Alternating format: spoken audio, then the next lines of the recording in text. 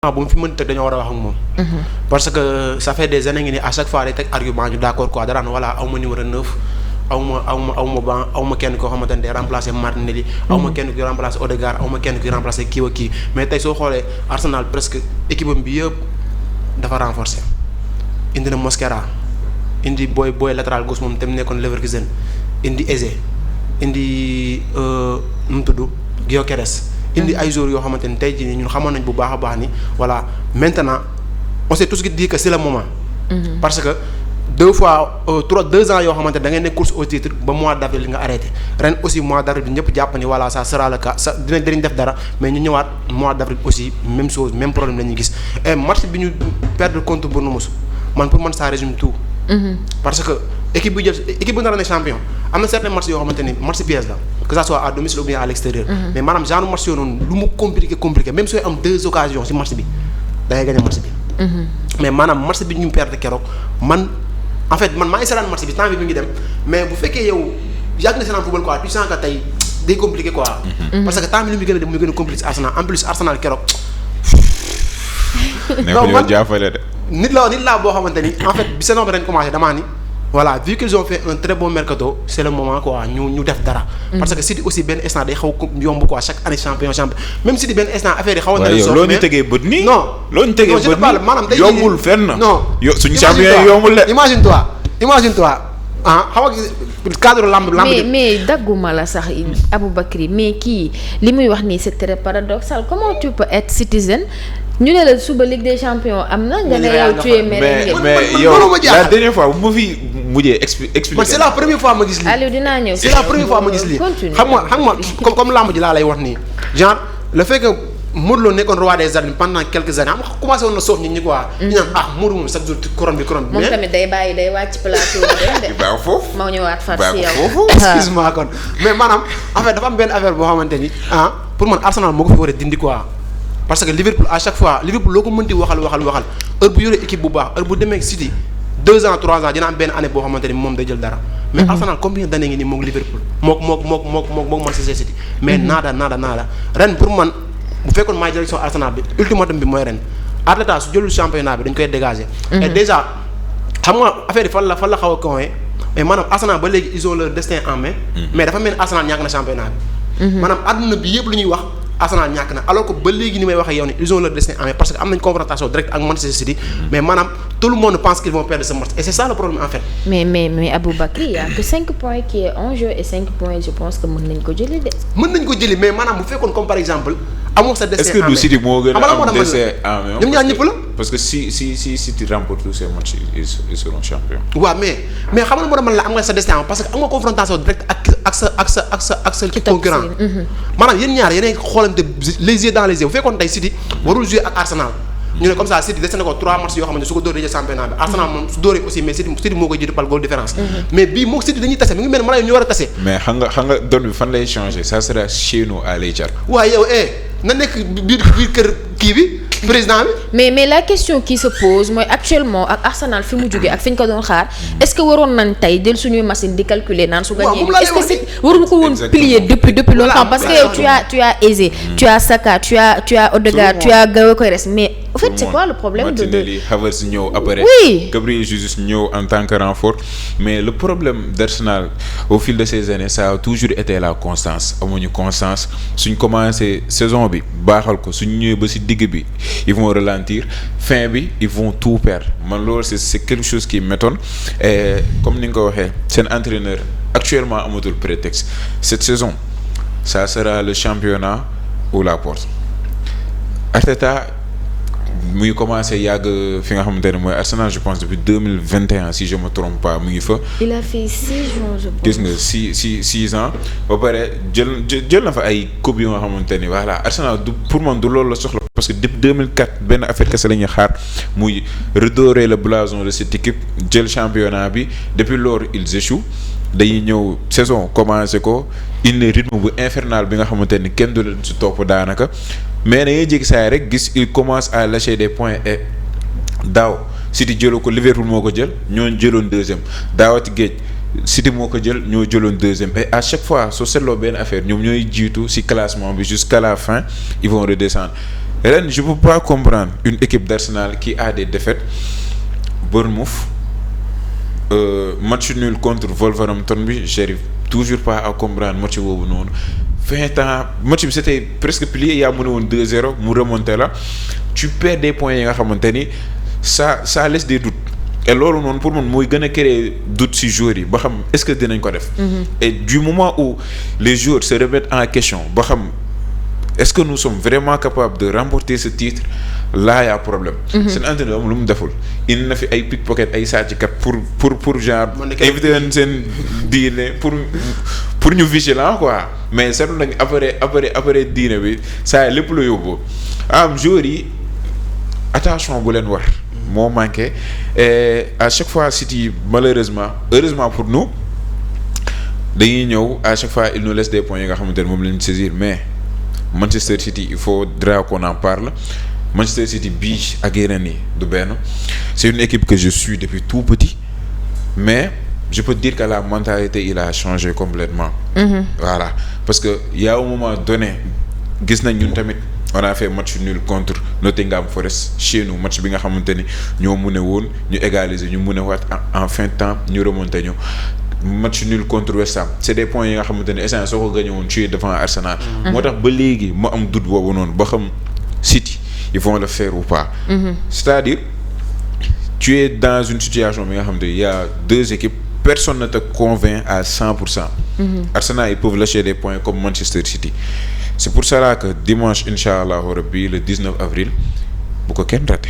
maanaam loolu na nekk comme ça bisu mariage. match bu nar a neex électrique bari tension trop d'où l'importance de choisir un arbitre bi nga xamante ni il sera au rendez-vous bi nga xamante ni il va faire des décisions yi nga xamante ni du capoter loo benn équipe. ñu am un spectacle digne de la Premier League comme c'est le meilleur championnat au monde. En plus Aliou Arsenal ne perd pas des points devant n'importe qui parce que am na yenn points yoo xam ne boo koy perdre da nga war a xam coach bi topp sa ginnaaw mais tu ne peux pas avoir un Pep Guardiola derrière toi nga bëgg di bàyyi ay un point yooyu yëpp lay boole moom yokk ko ci li nga xamante ne moom la yor. En plus Manchester City a un match en retard. Ce qui joue à leur faveur. nga xamante ne Arsenal instant nekk une situation bu normale City instant toog na Ligue des Champions presque amatul pression. moom il doit jouer le match retour contre Sporting espérer se qualifier et instant nii ñu ngi ci ballottage favorable war a pare am Barça wala Atlético ils sont dans tous ces calculs en plus bëgg a sóoraale Newcastle bi nga xamante ne nan nga ko am championnat ça sera pas un match facile dernière journée tu vas déplacer chez Ismaïla Sarr foofu xam nañ gure yi lu ñu fay daj.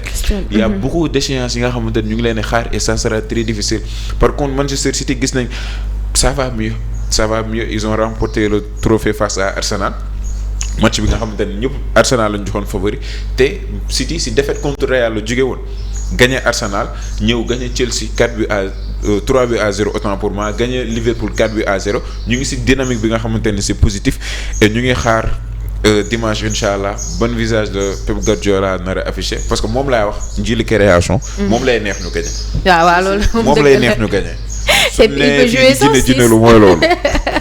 loolu moom moo ko sañee def jël attaquant teg leen ci place ou défenseur y a que Pep qui peut faire ça mais aussi dañoo gis ne Arsenal xale yëpp Boy Kobarsi dañ doon wax équipe corner la équipe bu coup de pied arrêté la mais actuellement on voit même que corner yooyu nga xamante ni moom la daan dugal wala coup de pied arrêté yooyu nga xamante ne moom la daan dugal ça ne fonctionne plus parce que man déjà affaire de corner rek parfois ma mbala gars yi mais man pour man tous les moyens sont bons pour gagner. Voilà même si arbitre bi su la sàccalee sax mais gagné nga. voilà fii compétition bi tool moom ay corner rek talonnade rek amul solo mais Arsenal sànq loolu laa bëggoon a wax différence Arsenal ak City xam nga lan la Arsenal depuis 2021 mois d'avril mooy seen problème. je sais pas ba xam yéen a ngi bàyyi xel alors que City mooy équipe boo xamante ni su xasee ba àgg mois d'avril rouleau compresseur la def maanaam Arsenal énergie bi ñuy def début championnat bi yëpp City moom lay def mois d'avril et suñu xoolee bu baax a baax championnat maanaam saison. moom période bi gën a important mooy avril mai. parce que période boobu noonu finale coupe bi fa la. période boobu noonu fin championnat la période boobu noonu aussi demi-finale quart de finale des champions ak finale des champions. léegi nag Arsenal la ñuy City dañuy préparer physiquement et mentalement ci période boobu noonu.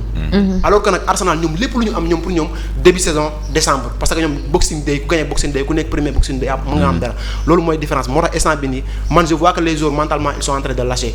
et City victoire bi ñu gagné contre City nii contre Chelsea parce que déjà normalement match bii nii waruñu ko woon gagné de contre Chelsea xaw ma ba am seetaan nga match bi démb. mais premier mi-temps bi c'était compliqué pour eux premier mi-temps bi normalement Chelsea dafa waroon dugal. mais en seconde période. vous savez Guardiola xam ngeen bu baax a baax moom. da ngay gis équipe rek xam ni discours am na discours bu jaar maanaam yow.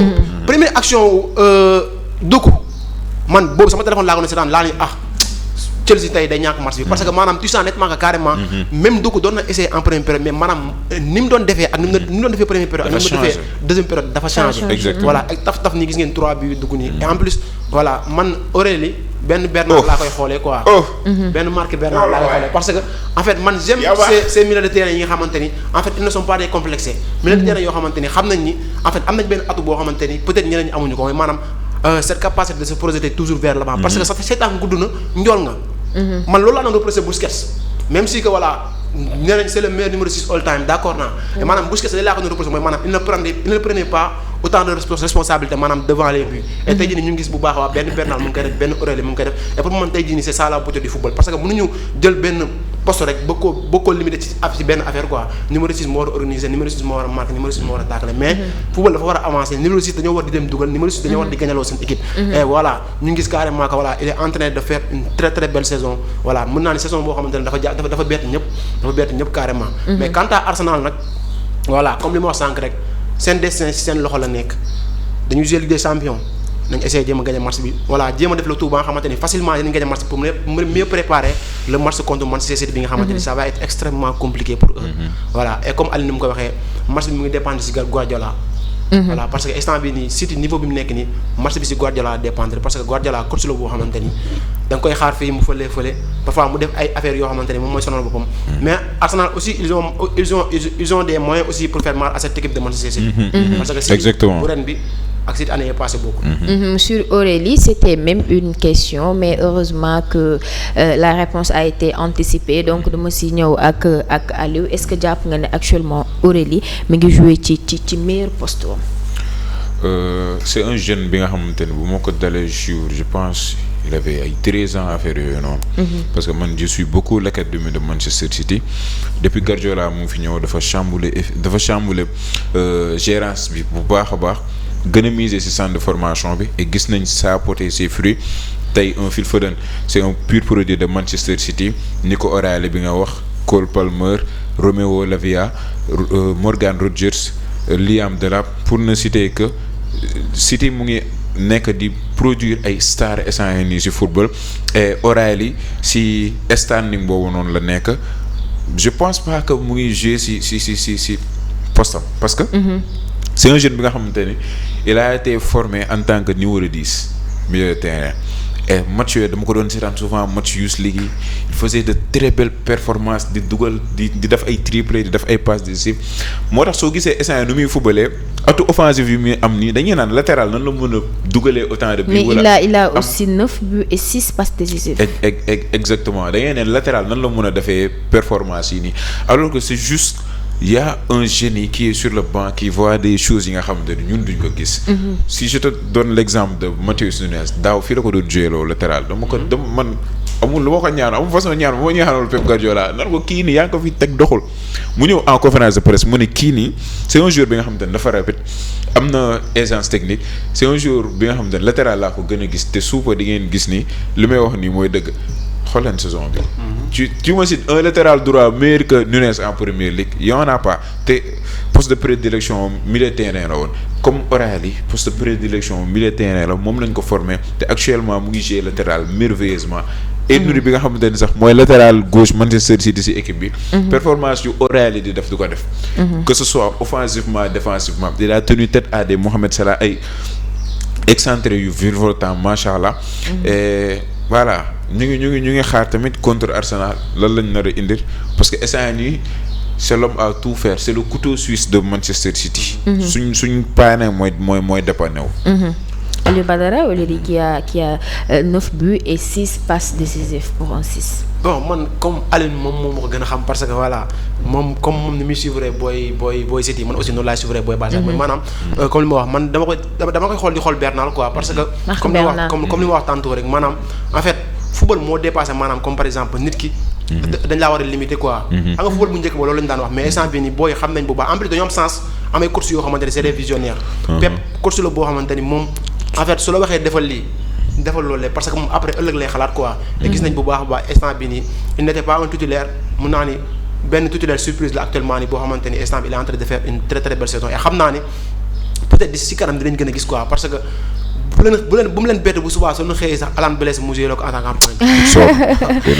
que donc Aliou Badara da nga jàpp ne Aurélie dañ ko war a repositionner waat wala fi mu nekk nii actuellement il fait des dégâts. Actuellement il fait des dégâts y a pas d'importance à ce que nga génn ko si poste bu mu nekk di jouer tout en sachant que devant poste yi kenn du la wax Manchester City y a une escalade de joueurs là-bas. Ryan Cherki je pense moo ñëw jël place am au milieu de terrain parce que am na benn moment saison bi soo xoolee ni ko O'Reilly milieu la doon jouer voilà Aït-Nouri di départ boobu Ryan Cherki moo doon toog ba mais instant guddi ñu toll nii Pep Guardiola xam ne mënatul teg Cherki ba d'où sa créativité léegi de ce fait il a choisi de repositionner le gosse en tant que latéral léegi Cherki moo jël place am si kaw et pour l'instant ça marche je vois pas pour lan ñu donc Nico il a été formé comme excentré. non milieu de terrain. mais mun na jouer excentré. c'est un polyvalent polyvalent soo ko tegee point de milieu de terrain parce que sax naa ay Youth League milieu de terrain doon jouer quand même boobu sax parce que soo xoolee taille bu mu am day neex a xàmmee. quoi man daan naa ko seetaan mais milieu de terrain doon jouer mais après au fil du temps ma gis muy jouer latéral mais ñu bëri dañoo jàpp ne latéral la quoi ala ko du latéral mais milieu de terrain la après am na benn match bu mu joué milieu de terrain c'est pas benn grand rendez-vous la woon quoi mu joué milieu de terrain il a fait un très très bon match ñu bëri naan booy bi mën na lii ñu wax sama xel ne leen da ngeen dof booy fii lañ ko formé parce que bu fekkee milieu la ak dégâts micro bi neen sori na tur bu fekkee milieu la ak dégâts yi nga xamante ne mi ngi koy def boo ko tegee latéral il fera aussi il fera pire foofu lay gën a charbonné sax foofu lay gën a mais yow tamit da ngay charbonné te mënoo dul Real Madrid man tamit lii moo ma jaaxal Real la ñoo liggéey mais liggéey bi dina toj de xaaral rek non Djily rek la Djily création rek moo def lu ko neex rek laissez Djily tranquille parce que Djily jour boobu moo ñëw Nunez bi nga xam ne moo gën a nekk ci forme mu jël ko teg ko ba indi Kozanov Aït-Nouri bi nga xam ne moo doon jouer latéral mu ñëw wàcce fa ni ko O'Reilly essence ni mu chamboulé genre système bi complètement indi ay Savignon ñoo xam ne newuñ ci forme mu indi leen démarrer loo leen ba pare il a été très audacieux joué à 4 attaquants retour bi gis nga mu ngi woon ci dynamique kii renversé score mais carton rouge bi moo ñu pénalisé par en plus phase aller joué nañu Real City waaw gis nga maanaam boobu noonu classement bu muy teg nii la tegoon mu gagné ko mais boobu aussi j'ai suivi daa mel ni Real Madrid jour boobu la joué ses meilleures 45 minutes parce que premier mi-temps bi mayo la dara exactement mais gis nga malgré ce visage du Real Madrid City gagné woon na ko match bi gis nañ ni Real effectivement bi il a pas joui de voilà tous ces joueurs autant pour moi teewul Manchester City bi ñëpp joxoon favori la dóor maanaam man Djily mooy suñu nattu rek. tu as parlé de Cherki et de aussi Semenyo est-ce que jàppoo leen ne ñoo nekk meilleur recrue européen yi nga xamante ne football quelle question billaahi non dafa pertinent xoolal jox ma juróomi sànq ma ko doon dégloo mu ne soo demee kan Jamal laa doon dégg mu koy wax Jamal mii laa doon seetaan nee na soo demee Liverpool Isaac la jënd 100 et quelques jënd Ekitike 90 et quelques jënd Wirtz Frimpong des transferts yi nga xam c'est des sommes colossaux colossal autant pour moi nga dem yeneen équipe yi def ay dépenses yu garaaw xam nga Cherki ñaara lañ ko jëndee 25 millions d'euros plus 5 en bonus muy 30 instant il te fait des choses yi nga xamante ne soo dajeelee Wirtz Ekitike ak Isaac yëpp defuñu ko maanaam du le respect que j'accorde à Hugo Viana mooy suñu directeur sportif transfert yi ngeen di gis nii yëpp moo koy def te daaw sax soo xoolee ay Omar Marmoush moo leen demoon jëli Kouzanov gis nga instant yi nii mu ngi ci forme bu baax a baax en tout cas y a une équipe qui est derrière Txiki Begiristain tamit moom moo jox le flambeau à Hugo Viana mooy def recrues yi yëpp c'est des recrues très intelligents et nañ continuer ci procédure en général dañuy xas City que City dafa bëri lu muy yàq xaalis lu muy taal xaalis mais soo xoolee Arsenal moo gën a dépensé City sur ces 10 dernières années. Chelsea ay Liverpool ñoom ñëpp ñoo nekk devant City fait des choix yi nga xamante ni voilà ay choix yu baax la mais du si fay loo xamante ni par exemple yeneen équipe yi loolu la ñuy fay. mais ba tey Alioune j'ai une question là-dessus avant may dem si Aboubacry parce que tey bu fekkee nee nañ meilleur recrue yaa ko def. te compétition bi gën a mag. demoo sax demi-finale c'est un peu paradoxal. wax naa dañoo liggéey. non Real wuñ liggéey léegi mu toj te xoolal. borom kër gi génnewuma si loxoom. borom kër gi moom bàyyi nga ne équipe am jour Korité la gëj a joué. moom laa ko doon wax dañuy ker. loolu laa wax man fàtte naa Manchester United. man pour dañ ko disqualifié bokkatul. dama leen fàtte sax ndeysaan sama dëkkandoo yi dama leen yërëm quoi. mais Aboubacry moom nanguwul ñëw ci question bi yow dama naan en tant que catalan parce que instant bi derby la moom wane na déjà fi mu far ba pare te ñëpp xam ne. citoyen yu bëri ay catalan mais man li mu wax nii c'est un peu paradoxal ba pare su ma ko bàyyee mu ne day indi explication dina mel ni ki gàtt ki rek ñu nekk da nga gàtt mu ne xaaral ma expliquer la am naa explication parce que léegi ban explication nga ñuy yàgg naa ko wax man bu ma fi mujjee si kër gi nii wax naa ko maanaam man ba may nekk xale avant maa xamee dara ay classico kese laa daan dégg moo ma doon booleeg match léegi man j'avais une préférence pour le Real Madrid loolu la yàlla def léegi au fil de fil en aiguille may màgg c'est là découvrir Guardiola commencé jàng ay aspect tactique commencé duggante ak football bu baax di football sax man mi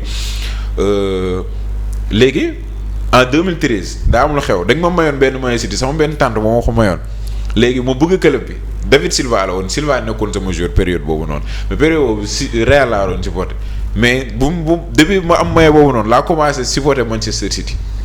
yaa ngi gis xam nga moom musuma faral Barça.